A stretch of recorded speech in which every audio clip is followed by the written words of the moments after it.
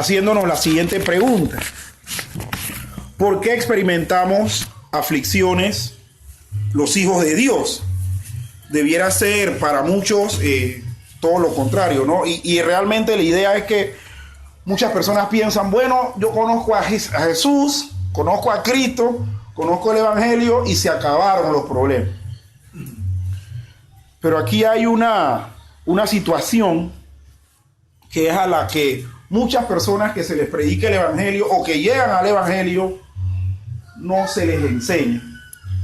Y es que parte de la gran verdad que conlleva conocer a Cristo y ser libre de la condenación del pecado por eso, es que cuando el Señor nos llama para ese conocimiento de la verdad, ahí mismo adjunto, pegadito,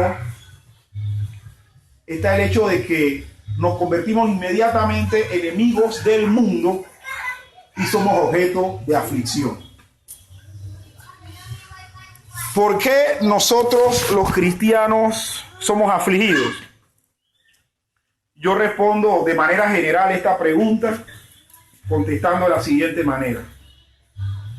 Porque es parte del llamamiento que el Señor nos hace a cada uno de nosotros. O sea, padecer, sufrir, ser atribulado.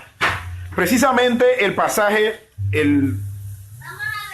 que acabamos de leer, que está en la primera epístola del apóstol Pedro, que Pedro escribe en un contexto de persecución.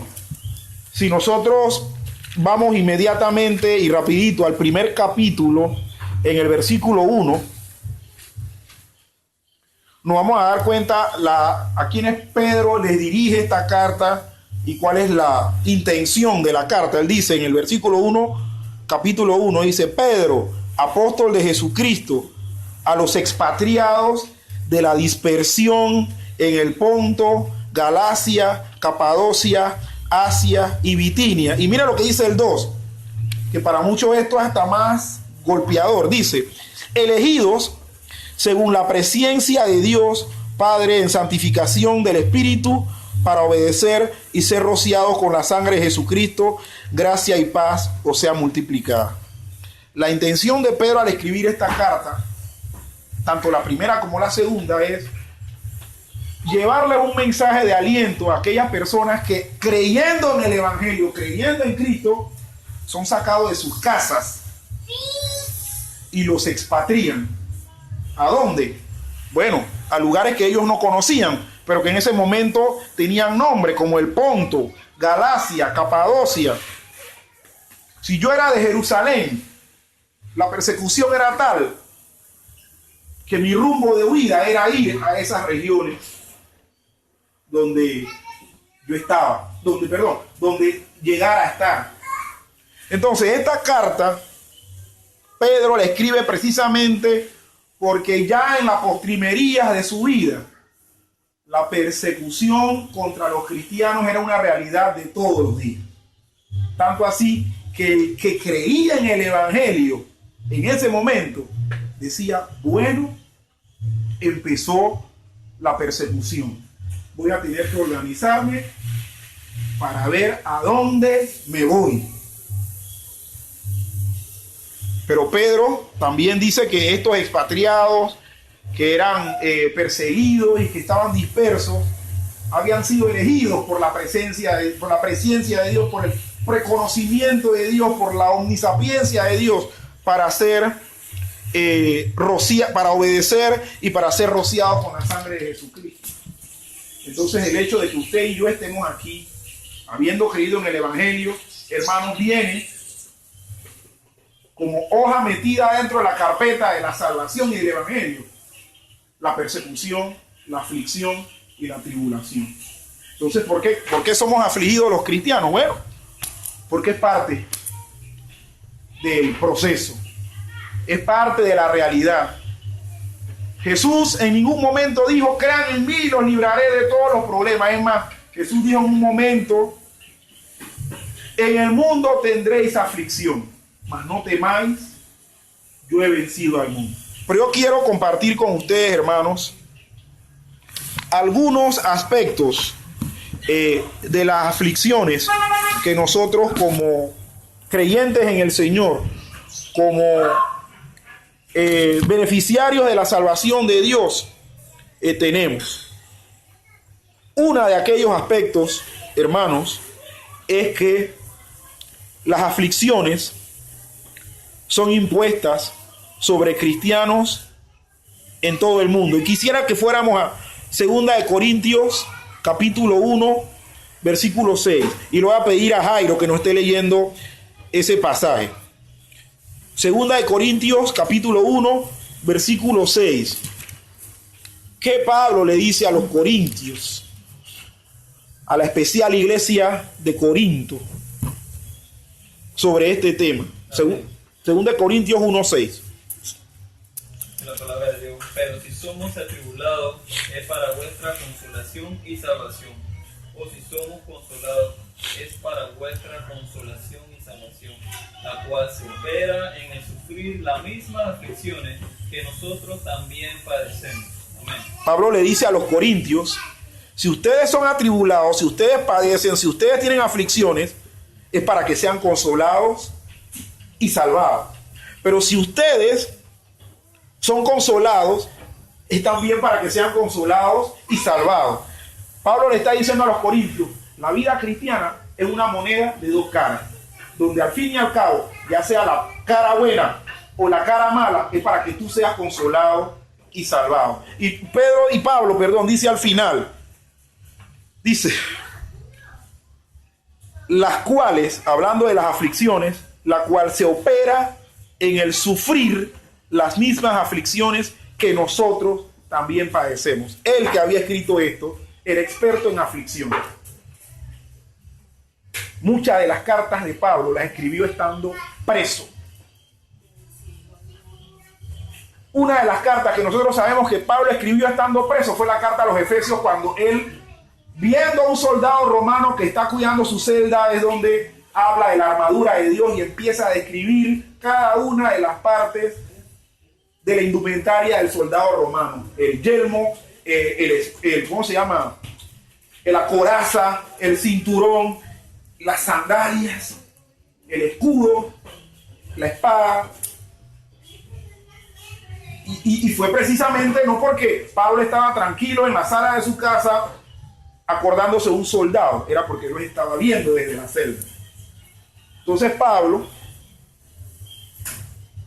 era experto en aflicción, y por eso que le dice a ellos, le dice: miren, en ustedes se van a operar las mismas aflicciones al igual que nosotros. Entonces, aflicciones, hermanos, sobre los cristianos que han creído en el Señor, que han confiado en su obra de la cruz para ser salvos. Bueno, hermano, usted, como yo, vamos en algún momento a sufrir aflicciones como las que Pablo sufrió. Y más, hermanos, y más los que somos estudiantes serios y honestos de la Biblia. Cuando más estudiamos la Biblia y más nos comprometemos con Dios, y cuando más problemas vienen, económicos, de salud, que los vecinos nos las velan, porque como no quieren que hagamos los cultos, nos prenden en la fiesta y está uno tratando de hablar y que no se escucha nada. Pero cuando se acabó la reunión, apagan el radio y se largan. Cosas como esas, por ejemplo. Y en el peor de los casos, llegan a tu casa, te rofean y te entran a puñetes. Porque no les gusta pues que tú compartes el evangelio. Ellos quieren que tú estés hablando palabras sucias, que estés hablando de la hija ajena y que cómo te la levantas y todo lo demás. Pero vamos a sufrir. Así como Pablo, igual nosotros. Las aflicciones, hermanos, Dios las ha diseñado, porque tenemos que tener en cuenta que cuando somos afligidos, Dios está detrás de nuestras aflicciones. Dios las ha preparado y las ha diseñado para mostrar su misericordia. Muchos de nosotros podemos en este momento entrar en un choque. Bueno, Dios es un Dios sádico. No. Dios, cuando planea y arma las cosas, la hace con el propósito precisamente que Pablo anota en el versículo 6, que dice que es para nuestra consolación y salvación. Y quisiera que, bueno, Doris no va a poder. Lady, tú pudieras leernos Isaías 63, versículo 9. Isaías, el profeta mesiánico. Le llaman así porque Isaías describió mejor que cualquiera de los profetas de su tiempo al Mesías. Lo describió como el rey glorioso, como el siervo sufriente. Lo describió aún naciendo en Belén y en muchas de las cosas. Isaías 63, capítulo 9. ¿Qué dice? 9, ajá. Capítulo 16, versículo 9, sí, correcto. En toda angustia de ellos él fue angustiado, y el ángel de su paz los salvó. En su amor y en su clemencia los redimió y los trajo y los levantó todos los días de la antigüedad. Muy bien. Isaías, hablando de la bondad de Jehová, de la bondad de Dios hacia su pueblo Israel, dice en este versículo 9 que en toda angustia de ellos, él, Dios, él fue angustiado, y el ángel de su faz los salvó. Es decir, a la vez, hermanos, que somos atribulados, somos angustiados, somos afligidos, Dios está mostrándonos en ese momento los recursos para salir, para aguantar, para madurar y para crecer. En medio de la tribulación a la que se está refiriendo Isaías, que era la inminente invasión babilónica, él les dice a ellos, antes le dice que él los salvó, que en su amor y en su clemencia los redimió y los trajo. Ellos ni siquiera habían salido, pero él estaba diciendo que en un futuro él los iba a consolar y los iba a volver a traer a su tierra. Y eso fue lo que pasó. 70 años después, ellos experimentando todas las locuras de Nabucodonosor, un poco la clemencia de los persas y de los medos, regresan con una lengua cambiada totalmente, porque olvidaron el hebreo y aprendieron arameo allá. Olvidaron las escrituras porque como no sabían hebreo no podían leerla. Pero regresan.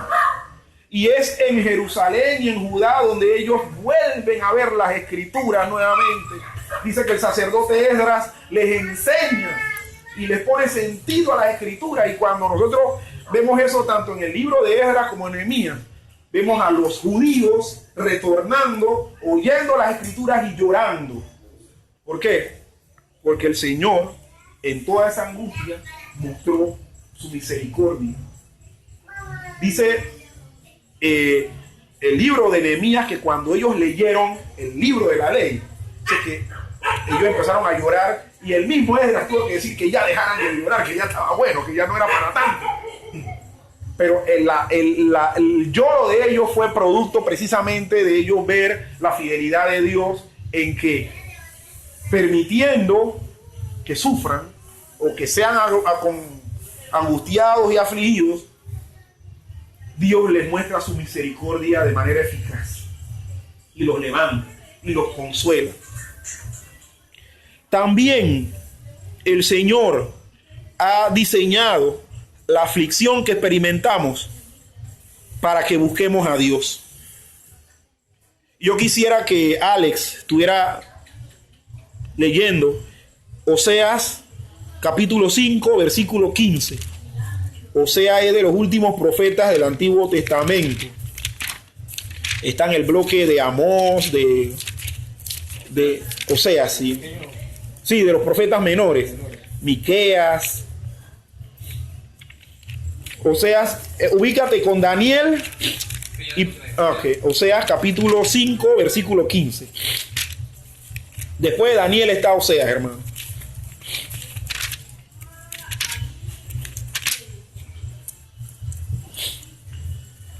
Dice la palabra del Señor: andaré y volveré a mi lugar hasta que reconozcan su pecado y busquen mi rostro.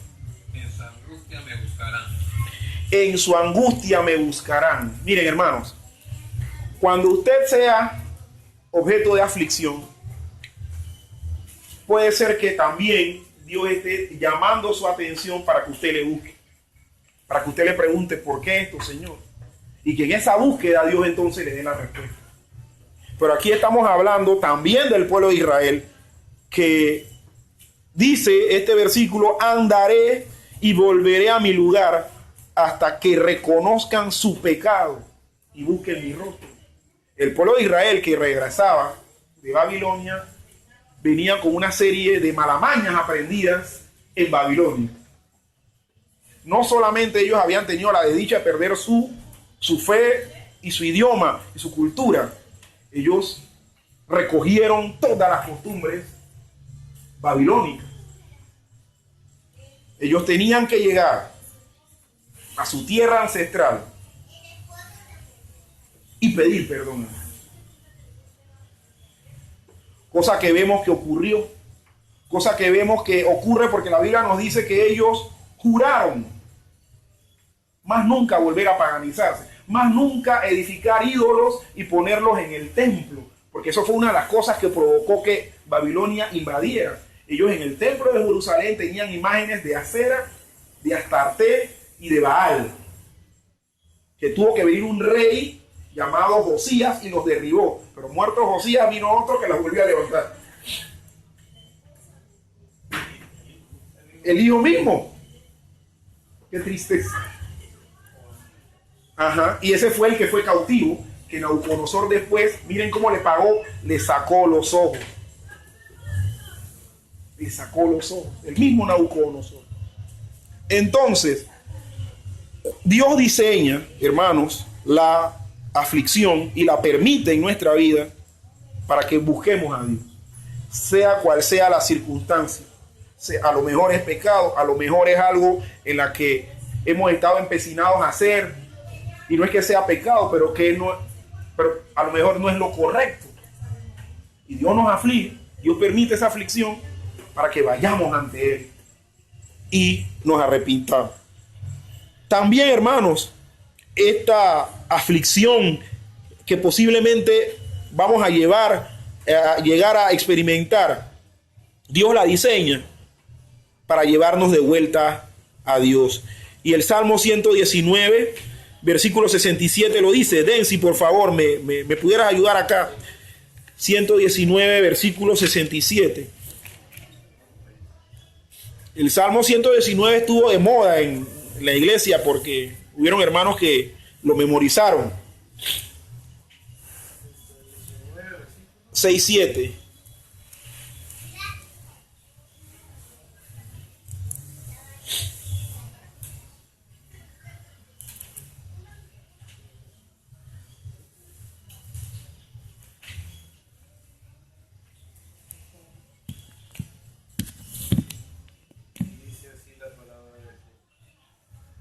Antes que fuera yo humillado, les habría mandado, mas ahora guardo tu palabra.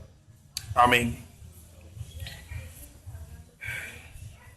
Una idea parecida a la que acabamos de anotar, pero el salmista dice que antes de haber sido humillado, él andaba descarriado, pero dice que su posterior estado fue guardar su palabra. Se arrepintió, volvió a Dios. Sabía que su descarrío era posiblemente por no recurrir a la Biblia, por no recurrir a Dios. Pero él dice, mas ahora guardo tu palabra. Hermanos, a veces los cascarazos nos ayudan a reaccionar. Yo de niño, yo hacía las cosas a veces hasta para que me pegaran, ¿no? Pero la terquedad que yo tenía se resolvía con 2, 3 trompones y eso era santo remedio. Tremendito. Santo remedio. Y para que me estuvieran jamaqueando la cabeza, yo decía, mejor no lo hago. Bueno, de la misma manera, Dios nos trata a nosotros como si fuéramos ese tipo de hijos. Rebelde, contumaces. O sea, que de todos modos, aunque me den guante, porque yo voy para allá. Bueno, las aflicciones cumplen y son necesarias en nuestra vida por este tipo de conducta. Entonces, hermanos, En la vida cristiana, la aflicción es una forma de probar. En ella Dios nos prueba. Y quisiera leer, hermanos, Marcos capítulo 4. El Evangelio según San Marcos capítulo 4, versículo 17.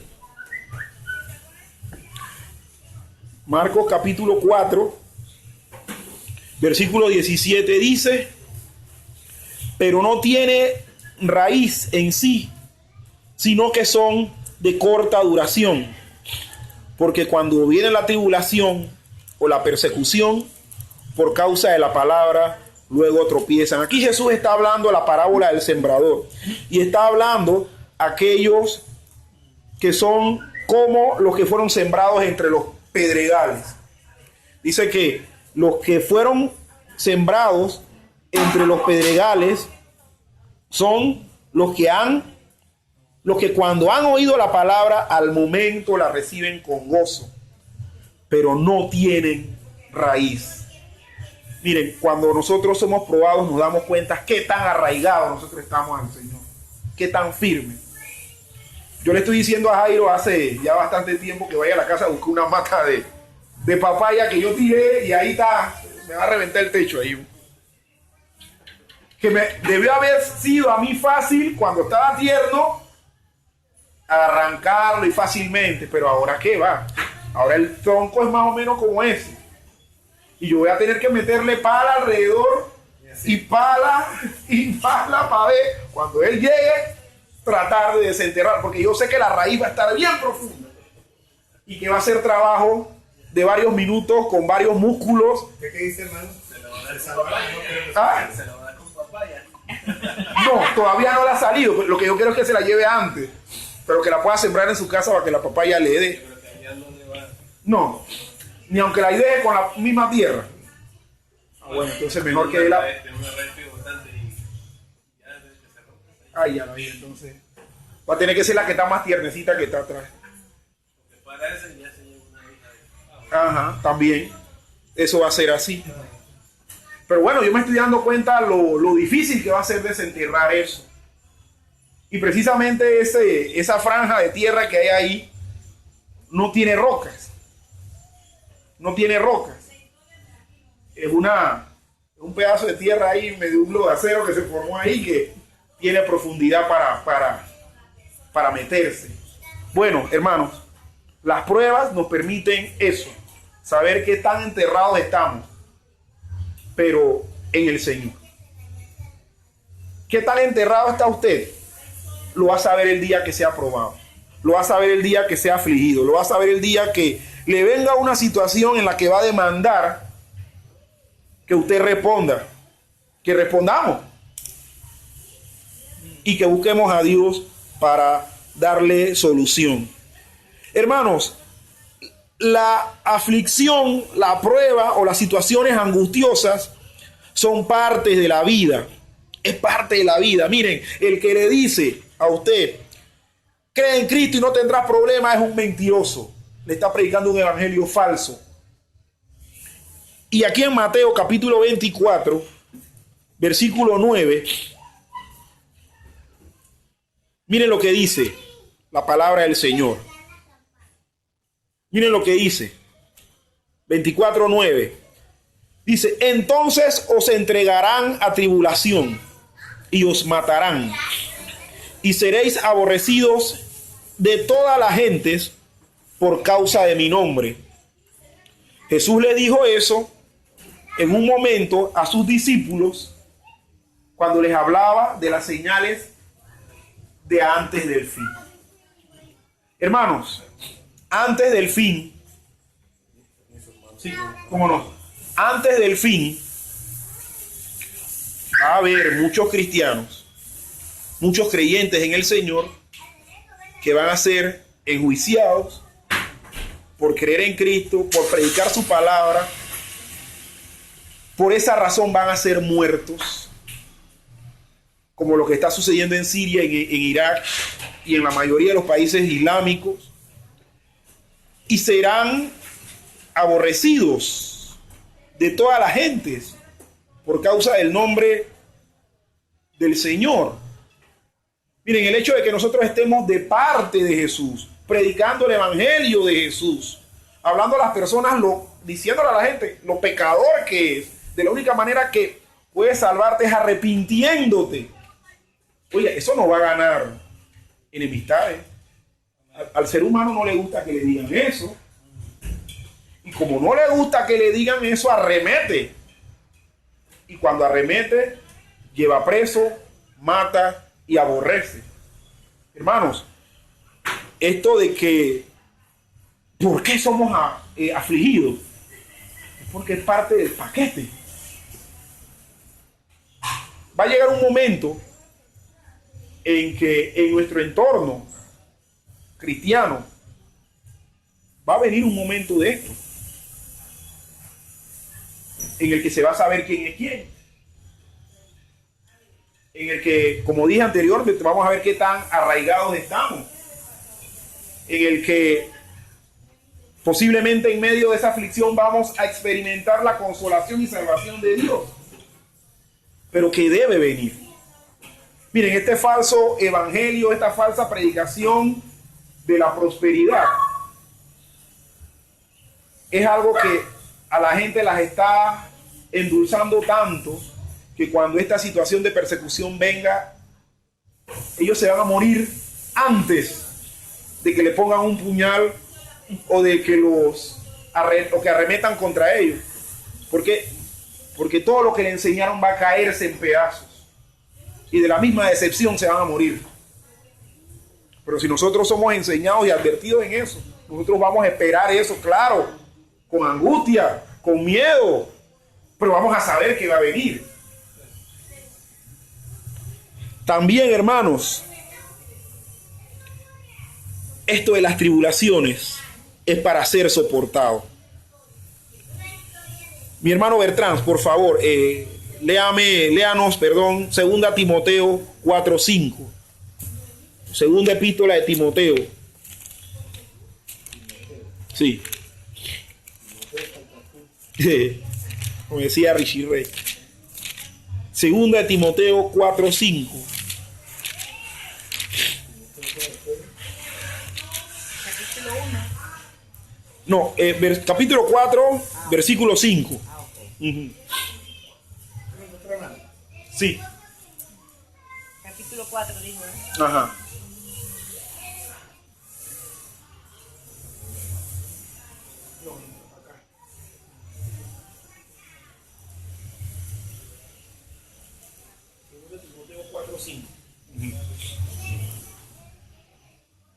Pero tú sé sobrio en todo, soporta las aflicciones, haz obra de evangelista, cumple tu ministerio. Pablo le dice a... Ahí era 4:5. Sí, hermano, lo leyó bien, lo leyó bien. Pablo le dice a su hijo amado en la fe, Timoteo, que como hablábamos esta al mediodía, Timoteo era lo que nosotros hoy llamamos obispo, porque él era supervisor de varias congregaciones y se tenía que encargar de que las iglesias que estaban a su cuidado estuvieran funcionando de la manera que el Señor esperaba. Y Pablo le dice a Timoteo que predique la palabra, que se deje de predicar, que no le haga caso a ese tipo de prédicas fabulosas, de que eran cuentos de viejas, y dice que muchos iban a apartar su oído de la fe y iban a estar escuchando ese tipo de cosas. Entonces es aquí donde en el versículo 5 le dice, pero tú Timoteo, que tienes una responsabilidad muy grande, sé sobrio, es decir, está alerta, no te descuides, no te relajes, sé sobrio en todo. Dice, soporta las aflicciones. Ya Timoteo estaba empezando a tener aflicciones. Y aflicciones no necesariamente de afuera, de las mismas congregaciones donde él supervisaba. Porque había gente que reñían, habían pastores que reñían con su supervisión. Y Pablo le dice, soporta las aflicciones Y además le dice, en medio de todo eso soportar las aflicciones, haz obra de evangelista, cumple tu ministerio. Hermanos, las aflicciones es para ser soportado. Es para saber que viene, para enfrentarlo. No sabemos cómo vamos a salir, pero es para ser enfrentado y soportado. Pablo le pudo bien haber dicho, mira, manda bien lejos a ese poco de pastores. El que quiera oír fábula, cuéntela su fábula. Y así lo complace. Pablo le dijo, no, a lo que te compete. Soporta y cumple tu ministerio. Hermanos, así mismo nosotros. Vivamos la vida cristiana tal cual nos la enseña la Biblia. Orando, leyendo la palabra, estudiándola, compartiendo el evangelio. Pero no cediendo en ningún grado contra las cosas que nos están afligiendo o angustiando. Si seguimos entonces y dice, es parte del evangelio. En la primera epístola de Tesalonicenses, capítulo 1, versículo 6, Tesalonicenses está antes de primera y segunda de Timoteo, justamente antes. Primera Tesalonicenses 1:6 dice así. Primera Tesalonicenses 1:6 dice así: y vosotros vinisteis a ser imitadores de nosotros y del Señor, recibiendo la palabra en medio de gran tribulación, con gozo del Espíritu Santo. Pablo a los de Tesalónica, y nosotros hemos hablado ya anteriormente que la iglesia de Tesalónica, Filipos y las otras iglesias de Macedonia eran iglesias con características morales y éticas envidiables. Eran gente que, siendo pobres, viviendo en un país pobre, con terrenos improductivos en la gran mayoría de los casos, escarpados y demás, era gente que se esforzaba. Y entonces aquí vemos a Pablo diciéndole: ustedes, los de Tesalónica, vinieron a ser imitadores de nosotros y del Señor, recibiendo la palabra en medio de la tribulación. Miren, yo no sé cómo ha sido la circunstancia de usted a la hora de creer en Cristo, pero yo recuerdo, hermano, en el caso mío, cuando yo recibí a Cristo, yo tenía la cabeza caliente, porque cómo yo le iba a decir a mi mamá que yo era evangélico salvacuatro, aleluya. Yo tenía la cabeza caliente a los 16 años. Dicho y hecho, mi papá empezó diciéndome que me habían lavado el cerebro, que me iban a poner a vender literatura por la carretera, y etcétera. Una serie de cosas empezó a inventar. Pero esa recepción de la palabra que yo tuve a esa edad, hermano, fue en medio de circunstancias que pudieron haber evitado que yo acogiera el evangelio. Pudieron haber evitado. Hola, mami. Pero sin embargo, hermanos, ese día, ese momento, pude como quien dice tirarme a la candela, pues. Y aquí estoy, hermano, miren, no me han lavado el cerebro. No me he puesto a vender literatura ni repartir en la carretera. Conocí la verdad. Enfrentado un montón de situaciones que han podido haber tirado mi fe al piso. Yo le cuento a las personas, mi esposa y yo pudimos haber abandonado la fe por el simple hecho de no tener hijos. Y eso nos causó un problema y una angustia y una tristeza horrible al principio de nuestro matrimonio. Pero gracias al Señor nosotros entendimos, bueno, el Señor no quiso, que no nos deberíamos estar afanando en eso, que habían otras cosas para las que el Señor nos quería y nos estaba preparando. Y lo hemos madurado, pero fue en medio de gran tribulación, hermano.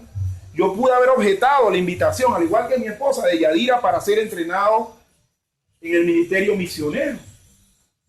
Porque yo no tengo ni para qué. Se va a estar enseñando un poco de gente malcriada así. Mas, sin embargo, le voy a decir, hermano, en medio de todas las circunstancias, esta se tomó el reto. Y hermano, y diariamente se renueva ese reto. Porque cada día trae su afán, cada día trae su aflicción.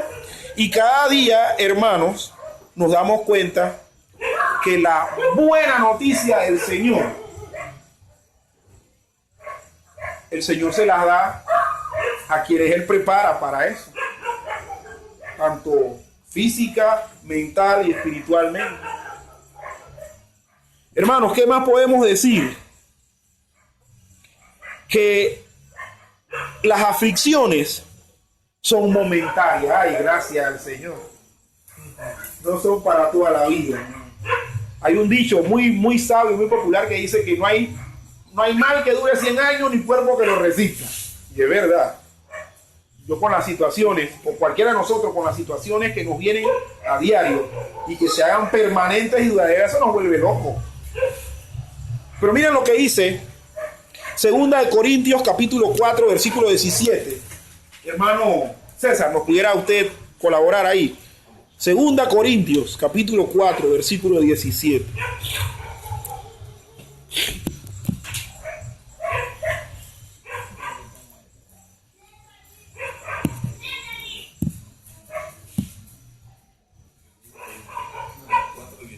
Sí. La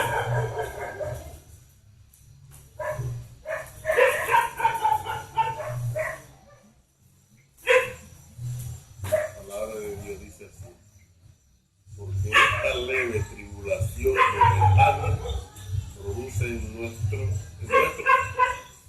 cada vez más excelente y eterno peso de gloria. Pablo le dice a los corintios, oiga, Pablo yo creo que era el que más cocorrones quería darle, pero Pablo le dice, miren, corintios, esta leve y momentánea tribulación produce en ustedes un eterno peso de gloria. Hermanos, lo que usted esté pasando, sea cual sea la aflicción, que es parte de la vida cristiana, que es parte del evangelio, que Dios nos la manda para ser probados, para ser madurados, produce, además de ser momentánea y leve, no eterna ni permanente, va a producir en nosotros un eterno peso de gloria. Créame, hermano, que el premio que vamos a recibir cuando estemos delante del Señor nos va a hacer olvidar todo lo que hemos pasado. Porque la gloria va a ser eterna. Esta tribulación es momentánea. Dice que la angustia, la tribulación es leve, mas sin embargo dice que el premio, la gloria va a ser pesada, porque va a tener un peso, dice. Entonces, hermanos, ¿qué debemos pensar nosotros del sufrir penalidades, del sufrir aflicciones? Hermanos, nosotros tenemos que recibirlas. ¿Por qué? Porque una parte distintiva del cristianismo es que las experimentemos. Si Cristo la experimentó, hermanos, ¿por qué nosotros no? A Cristo lo crucificaron. Y él decía, el discípulo no es mejor que su maestro. Así que nosotros debemos esperar lo mismo. Pero por último, hermano, en 2 Tesalonicenses nuevamente, 2 Tesalonicenses capítulo 1, versículos del 4 al 7, quiero leer estas palabras que el apóstol Pablo les dice a los hermanos en Tesalónica. 2 Tesalonicenses 1, 4 al 7, y dice: tanto que nosotros mismos nos gloriamos de vosotros en las iglesias de Dios, por vuestra paciencia y fe en todas vuestras persecuciones y tribulaciones que soportáis. Esto es demostración del justo juicio de Dios, para que seáis tenidos por dignos del reino de Dios, por el cual asimismo padecéis, porque es justo delante de Dios pagar con tribulación a los que os atribulan. Y a vosotros que sois atribulados, daros reposo con nosotros cuando se manifieste el Señor Jesús desde el cielo con los ángeles de su poder. Miren, hay un dicho por ahí que dice que mal de muchos consuelo de tontos, pero bueno, Pablo está tratando de consolar a los atribulados hermanos de la iglesia en Tesalónica. Y Pablo dice que ellos, los pastores, los obispos, los misioneros de esa época, se regocijaban, dice, se gloriaban, se alegraban de la paciencia y la fe de ellos en cada una de las circunstancias que tenían, que soportaban. Y Pablo dice que eso era demostración del justo juicio de Dios. ¿Y por qué? Porque dice, es justo para Dios, es digno para Dios pagar con tribulación a los que los atribuyen. Va a llegar el momento, hermano, que todo aquel, llámese ISIS, Imperio Romano, comunismo, etcétera, que haya provocado persecución, angustia a los creyentes, van a pagar con tribulación. Eso lo dice este pasaje.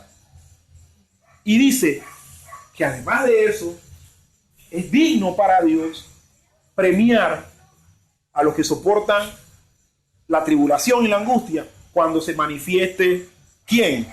Se manifieste el Señor Jesús con sus ángeles de poder.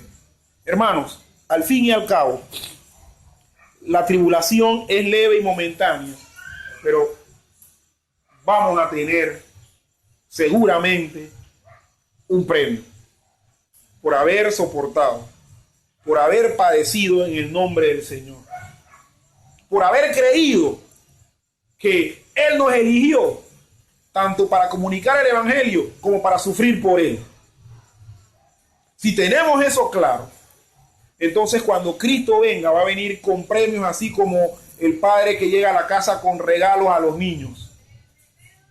¿Por qué?